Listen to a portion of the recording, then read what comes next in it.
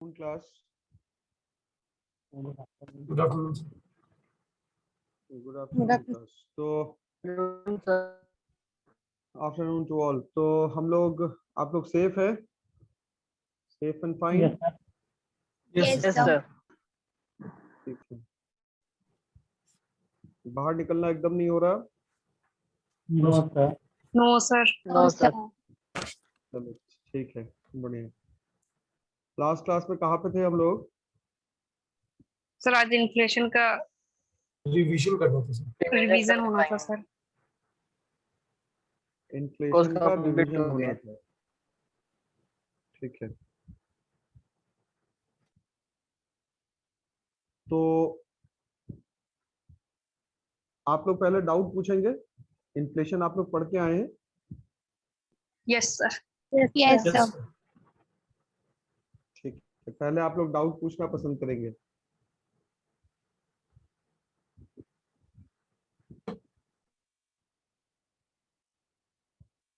ठीक है, डाउट पूछते चलो फटाफट, जिसको जहां पे डाउट है. Yes, sir. Hmm.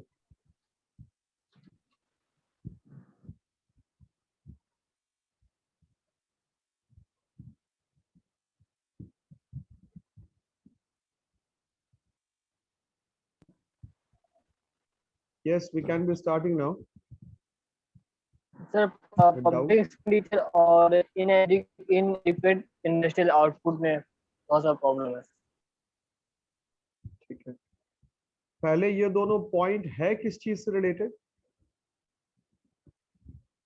Public expenditure and inadequate Causes of industrial inflation. output. Causes of Yes, sir. inflation. Causes of inflation. These are one of the most important causes of inflation. So public expenditure means what? आप में से कोई बताएगा what is public expenditure? Anybody from you?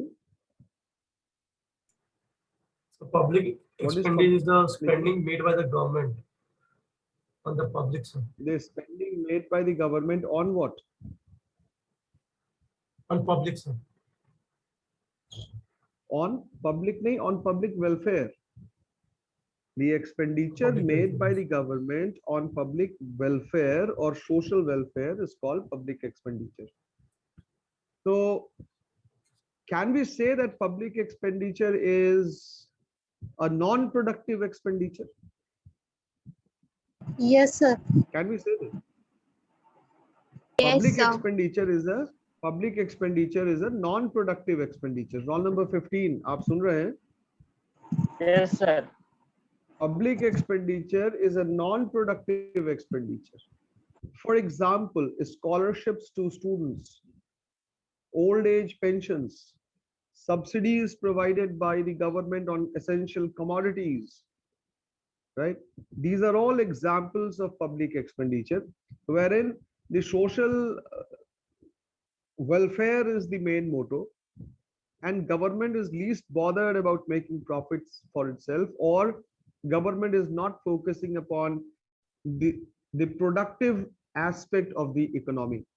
So public expenditure means non-productive expenditure by the government, which means that as more of money is being spent by the government in the economy, it will impart purchasing power to the general public. With those money circulating in the economy because of government spending, the general people will have more purchasing power. So more purchasing power will mean more demand. But on the other side, what we are looking into is that there is no supply increase. Supply is not increasing. The supply is same because these are all non-productive expenditure. Production is not going to increase. Now, once you say that production is not going to increase, these are non-productive expenditure, people are being given with some purchasing power. Those purchasing power will lead to increased demand, but the supply side will remain the same as it was previously. Then there will be a demand supply mismatch. And this demand supply mismatch will cause the prices of the product to go up. And this will cause inflation, right? Yes, sir. Am I clear? Yes, sir. ना point number, जो next point उसने पूछा कि ये जो point है Inadequate इनएडिक्वेट administrative output. Industrial output. तो ये जो इनएडिक्वेट इंडस्ट्रियल आउटपुट है, इसमें बेसिकली होता क्या है कि जैसे जैसे आपकी इकोनॉमी ग्रो करती है वैसे वैसे इंडस्ट्रियल प्रोडक्शन भी बढ़ना चाहिए। तो ग्रोइंग इकोनॉमी के साथ पीपल के पास परचेसिंग पावर आ जाता है, and as the economy is growing, the living standard, the lifestyle of the people also improves. अब लाइफ स्टाइल इंप्रूव कर रहा है, लिविंग स्टैंडर्ड इंप्रूव कर रहा है, तो लोग एग्री प्रोडक्ट का डिमांड कम करेंगे, people will be moving on to demanding industrial output. अब हो क्या रहा है, डिमांड तो बढ़ गया इंडस्ट्रियल आउटपुट का, क्यों? क्योंकि लिविंग स्टैंडर्ड इंप्रूव कर गया, लोगों के पास पहले से इनकम ज्यादा है, लेकिन उस डिमांड को फुलफिल करने के लिए जो इंडस्ट्री के ग्रोथ का टारगेट था, जो इंडस्ट्रियल आउटपुट में बढ़त का जो हमने लक्ष्य निर्धारित किया था, वो आप अचीव नहीं कर पा रहे हैं। तो नतीजा क्या होगा, इंडस्ट्रियल आउटपुट का सप्लाई भी कम हो गया। अब जब इंडस्ट्रियल आउटपुट का सप्लाई कम हुआ लेकिन इंडस्ट्रियल आउटपुट का डिमांड बढ़ गया, तो again there is a demand supply mismatch, और इसकी वजह से क्या हो जाएगा, इसकी वजह से इन्फ्लेशन होगा। Is it clear class? Yes, sir. Camera on कर लो सारे लोग, सारे लोग का कैमरा ऑफ है जी, सारे लोग कैमरा ऑन करो, सारे लोग कैमरा ऑन करो। विवेक कुमार अगर सुन पा रहे हो तो, विवेक कुमार सुन पा रहे हो तो कैमरा ऑन कर लो, नहीं तो मुझे बाहर करना पड़ेगा। Yes sir, मैं ऋषु बस में हूँ कुमार, sir, इसलिए नहीं जानता। Sir, he's on the bus sir. ठीक है, ऋषु कुमार का कैमरा ऑन हो गया। एक और है Sujit Kumar, roll number 7, your camera is off, camera on करो जी।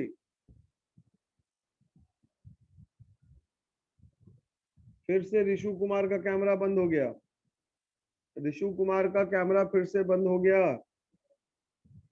ऋषु कुमार का कैमरा बंद हो गया। इसको मेरी आवाज भी सुनाई नहीं दे रही है सर आ शायद। रही है, सर आ रही है। तो कैमरा बंद क्यों कर लेते हो बार बार, रोज दिन तुम्हारा यही हालत है।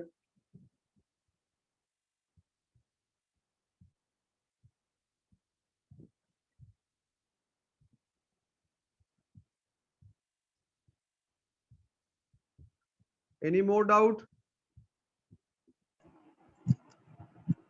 Sir, how will stagflation leads to degrowth in economy? Stagflation leads to degrowth in the economy. कोई एक्सप्लेन कर पाएगा क्या मुझे इनका सवाल जो है, how stagflation leads to degrowth in the economy? Degrowth का मतलब हुआ नेगेटिव ग्रोथ, पीछे की ओर, आपकी Yes. इकोनॉमी पीछे की ओर आ गई। तो इन्होंने पूछा कि सर स्टैगफ्लेशन से आपकी इकोनॉमी में डीग्रोथ कैसे हो सकता है? Sir, कोई because तो of है जो high, जवाब, तुम तो सवाल ही कर रही हो, तो तुम जवाब क्यों दे रही हो? रुक जाओ, let others answer. yes sir. हाँ बोलो। सर स्टैगफ्लेशन है जो वो कॉम्बिनेशन होता है डिमांड पुल इन्फ्लेशन और कॉस्ट पुश इन्फ्लेशन का।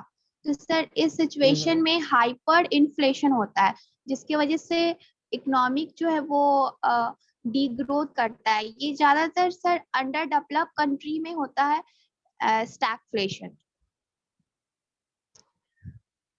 और डेवलपिंग कंट्री में। खुशी, खुशी उसने पूछा ना कि स्टैगफ्लेशन से डिग्रोथ होता क्यों है? होता है ये तो मालूम है, होता क्यों है? देखिए है क्या, was it roll number 1 who asked? No sir, roll number 30। ठीक है, देखिए है क्या कि स्टैगफ्लेशन का मतलब, जैसा कि खुशी ने बताया कि it is a combination of demand pull inflation and cost push inflation resulting into hyperinflation. Excessive inflation हो जाता है यहाँ पर इसकी वजह से। तो जब आपकी इकोनॉमी में एक्सेसिव इन्फ्लेशन हो रहा है, हाइपर इन्फ्लेशन हो रहा है, तो आप कैसे काम करेंगे? हाइपर इन्फ्लेशन होने की वजह से प्राइसेस इतना ज्यादा हो जाएगा, इतना ज्यादा प्राइस हो जाएगा कि डिमांड करने वाले लोग बहुत थोड़े रह जाएंगे। बात समझ रही है? प्राइसेस इतना ज्यादा हो गया कि डिमांड करने वाले लोग बहुत थोड़े हो गए। अब जब डिमांड करने वाले लोग ही बहुत थोड़े हो गए तो डिमांड जनरेट नहीं होगा, डिमांड जनरेट नहीं होगा। अब जब डिमांड जनरेट ही नहीं होगा तो जो प्रोड्यूसर है वो प्रोडक्शन क्यों करेगा? वो प्रोडक्शन नहीं करेगा। क्यों? क्योंकि कॉस्ट पुश इन्फ्लेशन भी है, उसका जो रॉ मटेरियल है वो भी काफी महंगा हो गया है। तो वो जब डिमांड शॉर्टफॉल होने की वजह से, डिमांड नहीं होने की वजह से, डिमांड क्यों नहीं है? क्योंकि प्राइसेस जरूरत से ज्यादा ऊंचा है। तो प्राइस ऊपर है, डिमांड नहीं है, तो डिमांड नहीं होने की वजह से प्रोड्यूसर अब नए गुड्स को प्रोड्यूस नहीं करेगा। अब जब प्रोड्यूसर नए गुड्स को प्रोड्यूस नहीं करेगा तो इंडस्ट्रियल आउटपुट क्या हो गया? कम हो गया। तो नेशन का जो आउटपुट लेवल है वो मतलब नेशन का जो आउटपुट लेवल है वो भी कम हो गया। तो जब एक देश का आउटपुट लेवल ही कम हो गया तो देश का आउटपुट लेवल कम होने का मतलब क्या हुआ? वहां पे अनएम्प्लॉयमेंट हो जाएगा, पॉवर्टी हो जाएगा। तो अब आपकी इकोनॉमी में आगे के बजाय लोग पीछे आना शुरू कर देते हैं। तो इस स्टेज को हम लोग स्टैगफ्लेशन कहते हैं। Therefore stagflation leads to degrowth in the economy. GDP instead of rising, or the national output instead of rising goes on falling, and this fall in national output results in degrowth. Got it? Yes, I got it. Thank you. ठीक है। Something else that anybody wants to know?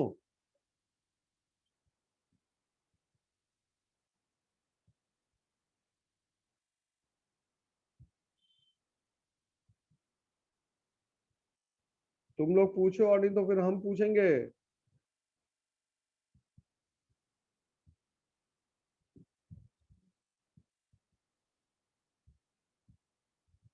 ठीक है, तुम लोग पूछने को तैयार नहीं हो। You have lost the opportunity. Now it is my turn, isn't it? ठीक है, तो स्टार्टिंग विथ रोल नंबर 27 आया है क्या क्लास में? No, sir. No, sir. ठीक है, रोल नंबर 18 भी गायब है। Yes, sir.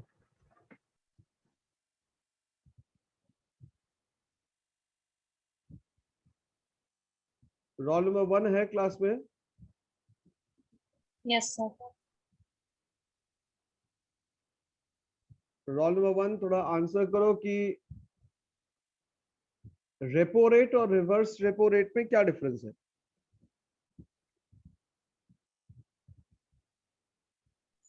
Repo rate is a rate.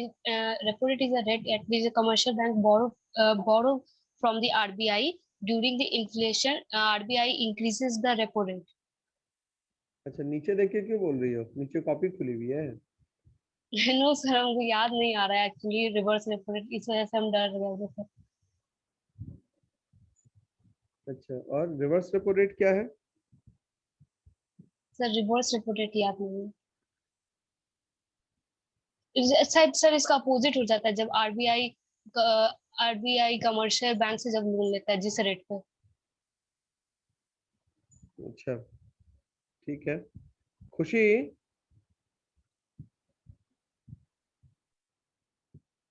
Yes, Khushi sir. Is there? हाँ,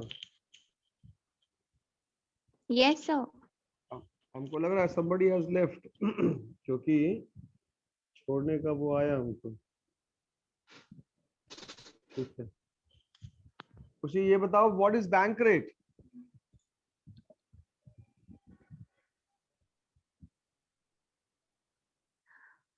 So bank rate is the rate at which commercial commercial bank discount bill of exchange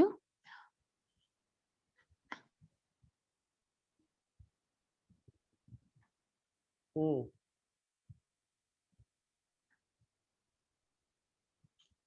so जब तुम्हारा ये हाल है तो फिर बाकी लोग सब क्या एक्सपेक्ट करेंगे? commercial हाँ खुशी,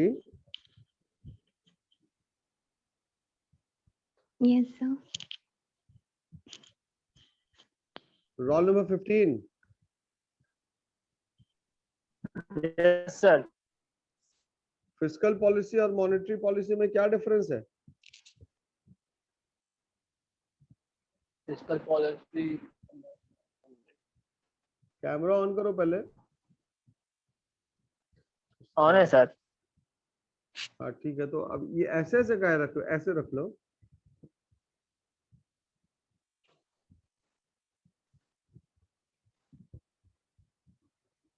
लेटा के रख लो उसको, सर ऐसे रख लो, ऐसे ऐसे।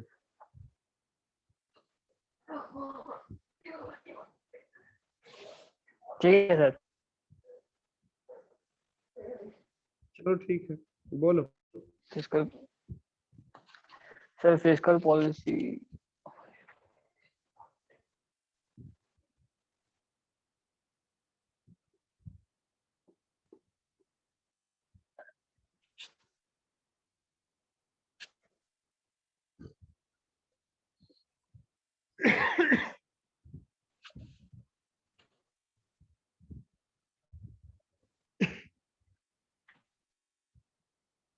कोई जवाब नहीं देगा है ना?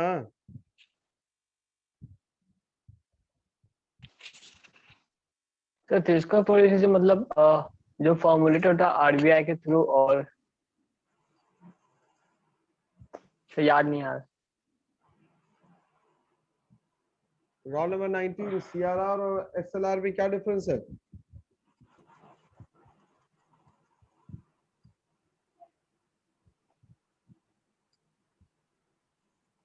रोल नंबर 19, सीआरआर एसएलआर में क्या डिफरेंस है? सीआरआर और एसएलआर में क्या डिफरेंस है?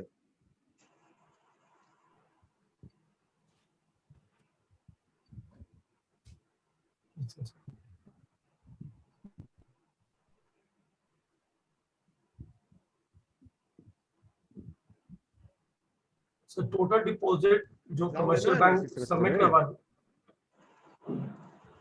सर हाँ बोलो बोलो। सर वो पार्ट जो कमर्शियल बैंक टोटल डिपॉजिट से रखवा लेता है by the orders of RBI, वो कैश रिजर्व रेशियो हो जाता है सर। हम्म, और और एसएलआर क्या हुआ?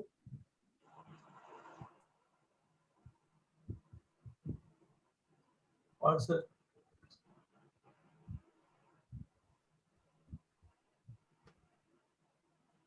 टोटल डिपॉजिट जो अपने पास रख लिया जाता है बाय द आरबीआई, वो हो जाता है सर हमारा एसएलआर। अपने पास मतलब मतलब आरबीआई के पास से जो टोटल डिपॉजिट का अमाउंट जो रख लिया जाता है उसको सर बोलते हैं एसएलआर। तुम उल्टा भूल गए। उल्टा हो गया sir. Anjali, Yes, sir. Anjali क्या बताओ, आंसर दो। SLR सीआरआर and एसएलआर क्या है? अब तक तो Sir, तुम देख चुके हो अच्छे से। Sir CRR cash reserve ratio होता है जो कि सेंट्रल बैंक के द्वारा मनी की सप्लाई को कंट्रोल करने के लिए इम्पोज किया जाता है। और एसएलआर क्या होता है? स्टैट्यूटरी लिक्विडिटी रेशियो होता है जो कि मनी के रिजर्व पे वो सेंट्रल बैंक के द्वारा रेस्ट्रिक्शन लगाया जाता है। देखो सीआरआर और एसएलआर जो है, सीआरआर और एसएलआर ये दोनों ही कमर्शियल बैंक्स के टोटल डिपॉजिट्स के ऊपर हम लोग एक रिजर्व क्रिएट करते हैं, ठीक है। Yes sir. कुछ रिजर्व आरबीआई अपने पास रखती है और कुछ रिजर्व कमर्शियल बैंक्स को अपने पास रखना पड़ता है। Certain part of the total deposits that commercial banks receive, ठीक है, उसको हम लोगों को रखना पड़ता है किसके पास? कुछ पार्ट को रखना पड़ता है आरबीआई के पास और कुछ पार्ट को रखना पड़ता है किसके पास? बैंक खुद Commercial अपने bank। पास, खुद अपने पास रखना पड़ता है। तो टोटल डिपॉजिट्स का वो हिस्सा जो कमर्शियल बैंक्स आरबीआई के पास रखती है उसको हम लोग कहते हैं CRR, cash reserve ratio. Roll number 19 क्या कहते हैं? Cash reserve ratio. Ratio. Total deposits का वो हिस्सा जो कमर्शियल बैंक खुद अपने पास रख लेती है, जिसको कि वो अपने banking day to day transactions पे यूज नहीं करती है, उसको हम लोग कहते हैं एसएलआर। क्या कहते हैं? एसएलआर, स्टैट्यूटरी लिक्विडिटी रेशियो या रिजर्व, एसएलआर। इन्फ्लेशन के समय में दोनों को बढ़ा दिया जाता है और डिफ्लेशन के समय में दोनों को घटा दिया जाता है। डिक्रीज कर दिया। ओ, तो तुम लोग तो पढ़ के आए नहीं?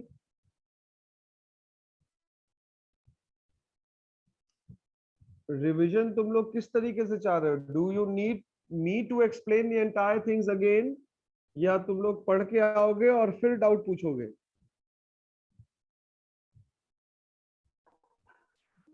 ये क्लैरिटी होनी सब पढ़ चाहिए के ना, आगे फिर डॉट।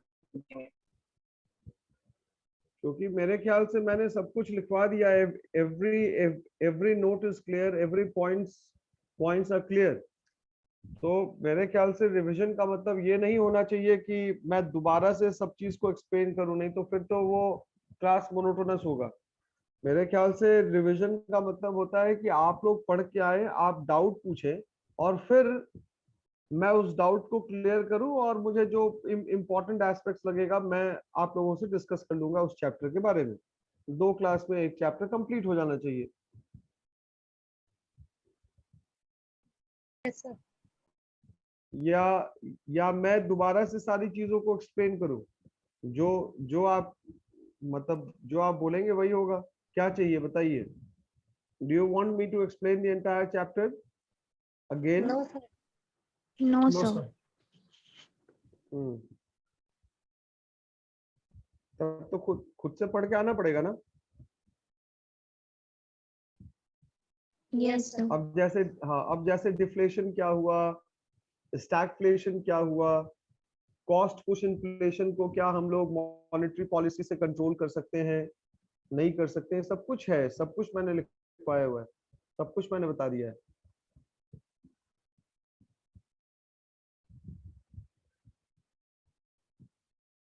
डेफिसिट फाइनेंसिंग क्या होता है? What is deficit financing? Budget expenditure is one. What is deficit financing? Budget expenditure is more than budget revenue. Budget expenditure is more than budget revenue या बजट रिसिप्ट। तो ये तो हो गया deficit, budgetary deficit हो गया। ये deficit financing क्या हुआ? सर जब गवर्नमेंट किसी इंटरनेशनल मॉनेटरी फंड से या वर्ल्ड बैंक से लोन लेती है। क्यों लोन लेती है? बंद करने के लिए। Why it borrows?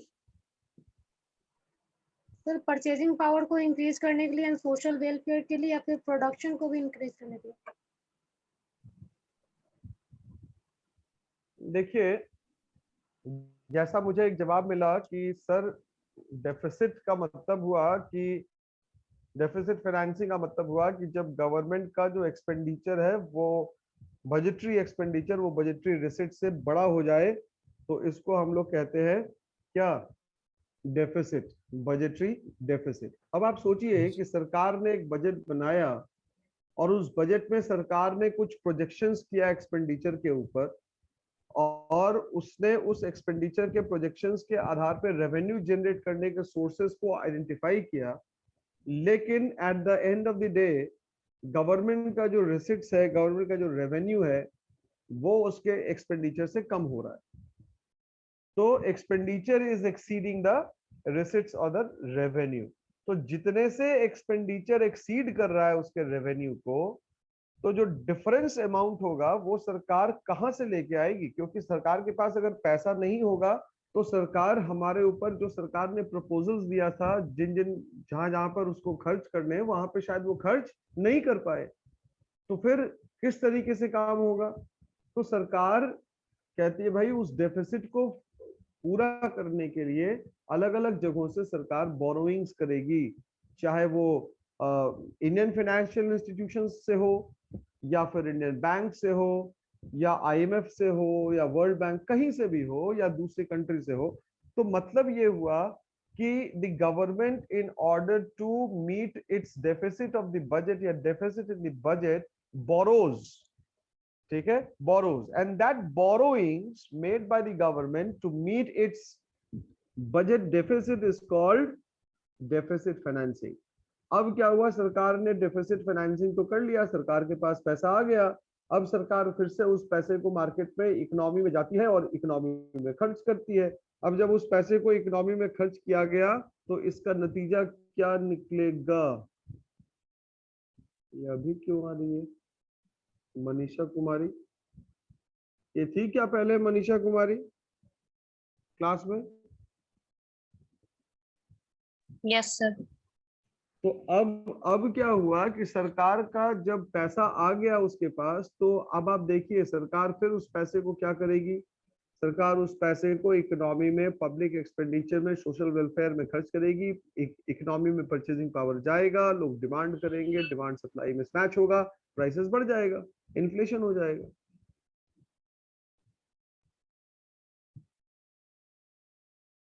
Yes, sir.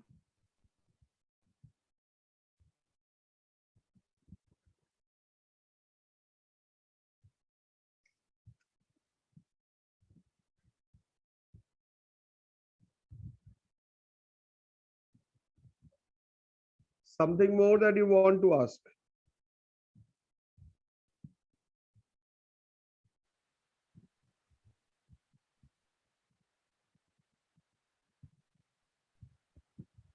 Stagflation.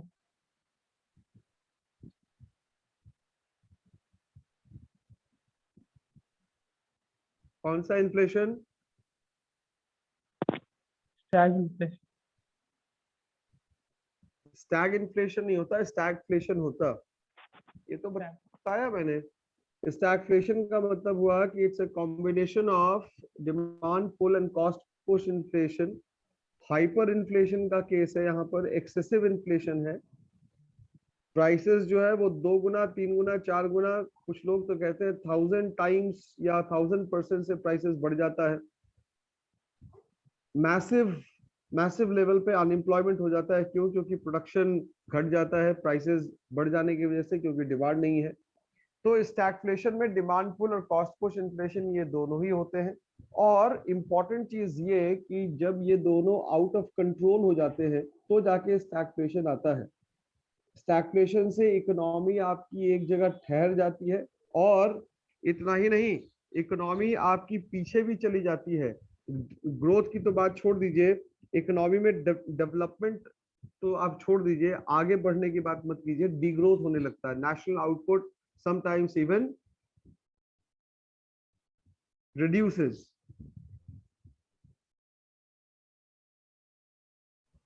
Sir, you have been given example of during year 1991 and 1994 stagflation, economic crisis. Yes, exactly। Okay, sir.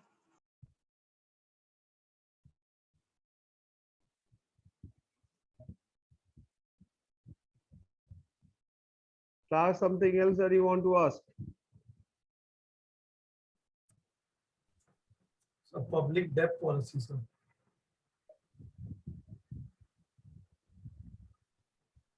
Public debt is a part of what? Public debt policy is a part of fiscal policy. Public debt policy is a part of fiscal policy. Now, what is fiscal policy? Fiscal policy is a policy which is also known as the taxation policy or the revenue policy of the government, wherein the government includes three important things. One is the taxation policy, the other thing is the public debt, and the last one is public expenditure. So with the help of with the help of this fiscal policy, what government does, government makes an attempt to control the flow of money or the circulating money in the economy. तो अब होता क्या है, public debt policy में सरकार कर्ज लेती है। जब सरकार को लग रहा है कि सिस्टम में पैसा ज्यादा है, लोग बड़ी आसानी से एक दूसरे को लोन दे रहे हैं, तो वैसी हालत में सरकार खुद लोन ले लेती है, यानी कि पूरी इकोनॉमी की जो लिक्विडिटी है जितनी सरकार को लगती है वो सक कर लेती है सरकार, वो खुद अपने पास ले लेती है। मतलब ये हुआ कि जब सरकार लोन ले लेती है तो वैसी हालत में जो बैंकों के पास और अन्य फाइनेंशियल इंस्टीट्यूशंस के पास पैसे थे इकोनॉमी में सर्कुलेट करने के लिए, अब वो पैसा बैंक के पास चला गया, सॉरी गवर्नमेंट के पास चला गया, तो अब बैंकों के पास कुछ पैसा बचा नहीं, वो अब लोन नहीं दे सकते हैं, यानी कि flow of money, flow of credit in the system automatically कम हो जाएगा। और जब ये कम होगा तो मार्केट में राइजिंग प्राइसेस कम हो जाएगा। क्यों? क्योंकि जब फ्लो ऑफ क्रेडिट कम हो जाएगा तो डिमांड नेचुरली कम होगा, और जब डिमांड कम हो जाएगा तो प्राइसेस भी आहिस्ता आहिस्ता फॉल करेगा। तो पब्लिक डेट पॉलिसी में जब इन्फ्लेशन होता है तो सरकार बोरोइंग्स को बढ़ा देती है, जब डिफ्लेशन होता है तो सरकार बोरोइंग्स को रीपे कर देती है, जिससे उसने लोन लिया था उसको वो चुका देती है, principal plus interest.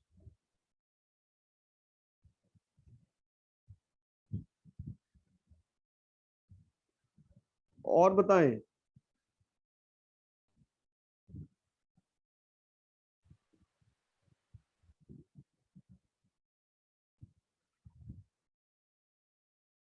Sir, large scale tax evasion means? क्या? Large scale tax evasion and avoidance. ये क्या चीज में पढ़ रही हो? No, sir. Other factors में describe है। क्या है large scale? Large scale? Large scale tax evasion and avoidance. Large scale tax evasion और अवॉइडेंस। Evasion Yes. करने का मतलब कि चोरी करना, अवॉइड करने का मतलब कि नहीं बताना, ठीक है, टैक्स नहीं देना। तो दोनों ही परिस्थितियों में क्या हुआ, जब आप इनकम अपना कम शो करते हैं, जब आप इनकम कम शो करते हैं तो आपके पास पैसा ज्यादा बचेगा, आपको टैक्स नहीं देना पड़ेगा, तो वैसी हालत में आपके पास परचेजिंग पावर ज्यादा होगा, तो ज्यादा परचेजिंग पावर का मतलब ज्यादा डिमांड आप मार्केट में करेंगे, तो जब ज्यादा डिमांड होगा प्राइसेस कम होगा तो प्राइसेस ऑटोमेटिकली बढ़ जाएगा। क्यों? क्योंकि लोगों के पास टैक्स नहीं देने की वजह से, क्योंकि उन्होंने अपने इनकम को डिस्क्लोज नहीं किया, इनकम को उन्होंने छिपा लिया, तो उनको टैक्स कम देना पड़ेगा। टैक्स कम देने की वजह से उनके पास परचेजिंग पावर ज्यादा होगा, वो डिमांड ज्यादा कर पाएंगे, और जो मतलब जो लो प्राइस है वो आहिस्ता आहिस्ता ऊपर की ओर बढ़ती जाएगी, जिससे इन्फ्लेशन होगा आपकी इकोनॉमी में। Yes, sir, got it. और बताएं। सर ओपन मार्केट ऑपरेशन क्या होता है? कोई बताएगा ओपन मार्केट ऑपरेशंस के बारे में? So buying and selling of government securities by the RBI to and from the commercial banks. Exactly and general public. क्या कहा इन्होंने कि जब कमर्शियल बैंक से, जब आरबीआई जो है वो गवर्नमेंट के सिक्योरिटीज को ओपन मार्केट में, यानी कि कमर्शियल बैंक्स और जनरल पब्लिक से खरीदता है और बेचता है, तो इसको हम लोग कहते हैं ओपन मार्केट ऑपरेशंस। अब क्वेश्चन ये होगा कि कहाँ खरीदेगा, कहाँ बेचेगा? तो जिस मार्केट में गवर्नमेंट सिक्योरिटीज को खरीदा और बेचा जाता है आरबीआई के द्वारा, उस मार्केट को हम लोग कहते हैं गिल्ट एज्ड मार्केट। कौन सा मार्केट कहते हैं? गिल्ट एज्ड मार्केट कहते हैं, GILT, guilt aged market. Is it clear? क्या नाम हुआ उसका? Guilt aged market. अब आगे सुनिए, गिल्ट एज्ड मार्केट तो ये हो गया। अब आगे क्या कह रहा है कि बाइंग और सेलिंग कब किया जाएगा? सेलिंग का मतलब कि आरबीआई जो है वो गवर्नमेंट सिक्योरिटी को बेच रही है, तो आरबीआई के पास जितना भी कमर्शियल बैंक्स के पास जो भी सिक्योरिटी है, जो भी कैश है, वो आरबीआई के पास आ जाएगा और गवर्नमेंट सिक्योरिटी आरबीआई के थ्रू होते हुए कमर्शियल बैंक्स के पास चला जाएगा। तो जब इन्फ्लेशन का केस होगा तो सेलिंग का काम होगा। क्यों? क्योंकि कमर्शियल बैंक्स के सारे पैसे को डाइवर्ट कर लिया जाएगा और उनके लोन देने की क्षमता को कम कर दिया जाएगा। लेकिन अगर हम लोग डिफ्लेशन की बात करें तो डिफ्लेशन में ठीक अपोजिट होता है। डिफ्लेशन में सरकार, ये आरबीआई क्या करती है कि बाइंग करती है, जो उसने पहले बेचा था अब उसको वो खरीदना स्टार्ट करती है। तो खरीदने से क्या होगा कि जो प्रिंसिपल अमाउंट था आरबीआई के पास प्लस इंटरेस्ट, वो दोनों अमाउंट जोड़ के कमर्शियल बैंक्स को लौटाती है, ताकि कमर्शियल बैंक्स के पास कैश रिजर्व बढ़ जाए और उनके लोन देने की क्षमता पहले से ज्यादा हो जाए।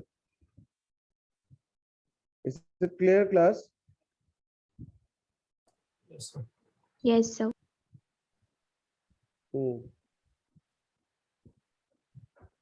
गवर्नमेंट सिक्योरिटी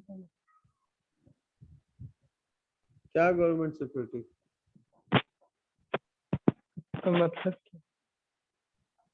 गवर्नमेंट सिक्योरिटी का मतलब होता है जैसे शेयर्स वगैरह होता है ना, शेयर्स डिबेंचर्स, उसी तरीके से सरकार भी तो एक संस्था है ना।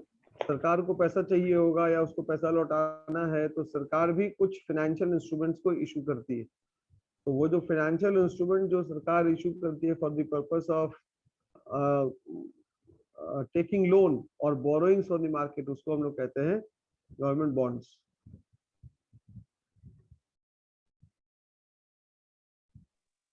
Sir, what are some qualitative measures of monetary policy? Qualitative measures में आ जाएगा आपका, क्वालिटेटिव मेजर्स में आ जाएगा मोरल सुएशन आ जाएगा। मोरल सुएशन का मतलब हुआ कि हम लोग जो आरबीआई के गवर्नर हैं वो कमर्शियल बैंक्स के जो एमडी वगैरह होते हैं उनसे रिक्वेस्ट करते हैं कि भाई नैतिक मूल्यों के आधार पे ही आप लोन दें, जहां पे आपको लगता है लोन नहीं देना है वहां पे आप लोन नहीं दें। मार्जिन रिक्वायरमेंट्स यानी कि जो कोलैटरल आप रखते हैं लोन के अगेंस्ट में, उसके अगेंस्ट में आप कितना लोन देते हैं, तो वो आपको कंसिडर करना पड़ेगा। ठीक है, अगर इन्फ्लेशन है तो मार्जिन रिक्वायरमेंट आपको बढ़ा देना पड़ेगा, अगर डिफ्लेशन है तो मार्जिन रिक्वायरमेंट को आपको कम करना पड़ेगा। और भी है प्रेफरेंशियल या सेलेक्टिव जो आप क्रेडिट देते हैं, यानी कि जो गवर्नमेंट के लिए जो इम्पोर्टेंट सेक्टर्स हैं, जो प्रायोरिटी वाले सेक्टर हैं, आप वहां पर लोन दें। जो इकोनॉमी के पॉइंट ऑफ व्यू से अच्छा सेक्टर नहीं है, यानी कि इकोनॉमी उसको या सरकार की नीतियों के खिलाफ जो काम कर रहे हैं, यानी कि उनको जिसको गवर्नमेंट प्रेफरेंस अभी नहीं मिल रहा जिस इंडस्ट्री को, वहां पे आप लोन नहीं दें। जैसे स्मॉल स्केल इंडस्ट्रीज, एग्रीकल्चर या एक्सपोर्ट ओरिएंटेड यूनिट्स को आपको लोन देना चाहिए, क्योंकि सरकार का फोकस यहाँ पर रहता है। तो इस तरीके का कुछ है क्वालिटेटिव मेजर, जहाँ पे सरकार मतलब या आरबीआई क्वालिटेटिव मेजर से वो प्राइस को स्टेबलाइज करने की कोशिश करती है।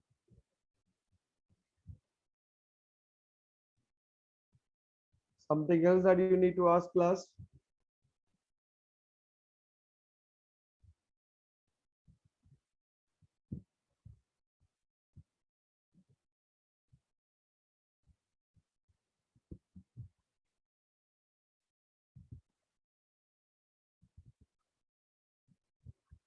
क्लास का टाइमिंग खत्म हो जाएगा तो हम लोग अटेंडेंस के लिए रिज्वाइन करेंगे क्लास को,